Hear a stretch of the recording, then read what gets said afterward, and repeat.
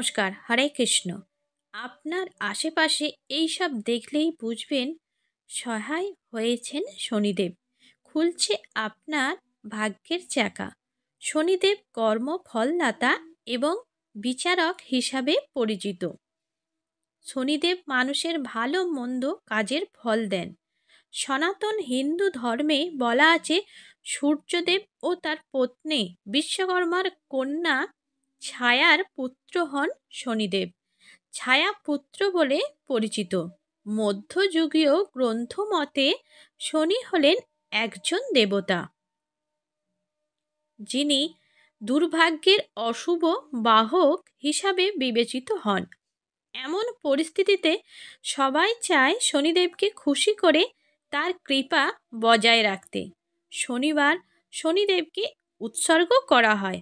এমন পরিস্থিতিতে আপনি যদি শনিবার সকালে এই জিনিসগুলির মধ্যে কোনো একটি দেখতে পান, তা আপনার জন্য শুভ হতে পারে।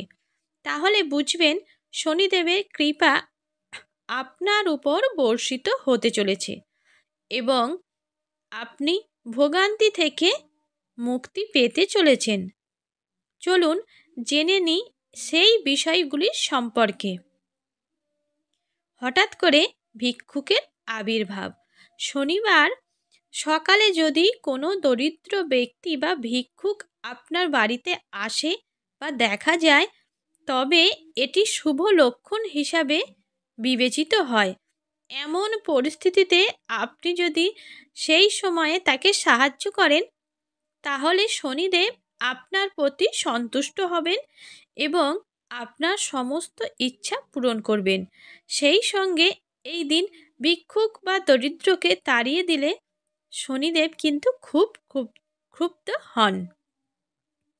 সাফাই কর্মী। শনিবার বাড়ির কাছে কোনো ঝাড়ুদারকে দেখাও শুভ লক্ষণ হিসাবে বিবেচিত হয়।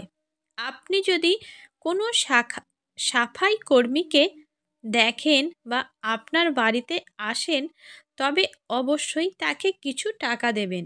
এতে করে আপনার সম্পদ বৃদ্ধি পাবে এবং উন্নতির পথ খুলে যাবে। কালো কুকুরের আবির্ভাব। জ্যোতিষশাস্ত্র অনুসারে শনিবার কালো কুকুর দেখাও শুভ বলে মনে করা হয়। এটা বিশ্বাস করা হয় যে যারা কুকুরকে খাওয়ান তাদের উপর শনিদেব সন্তুষ্ট হন। শনিবার যদি শনি মন্দির বাইরে কালো কুকুর দেখা যায়, তাহলে অবশ্যই তাকে তেলের রুটি খাওয়াতে হবে। এটি শুধুমাত্র শনিদেব নয়, রাহু ও কেতুকে খুশি করে। কালো কাক। শনিবার বাড়ির উঠানে কালো কাককে জলপান করতে দেখা গেলে তা শুভ বলে মনে করা হয়। সেই সঙ্গে বাড়িতে এসে বসলেও সুখবর আসার সম্ভাবনা রয়েছে। কালো গরুর দর্শন। শনিবার কালো গরুর দর্শন পাওয়া অত্যন্ত শুভ বলে মনে করা হয়। কোনো গুরুত্বপূর্ণ কাজে যাওয়ার সময় যদি কালো গরু দেখা যায়, তাহলে অবশ্যই সেই কাজে আপনি সফলতা পাবেন। সেই সঙ্গে এই দিনে বাড়িতে কালো গরুর আগমনও শুভ বলে মনে করা হয়।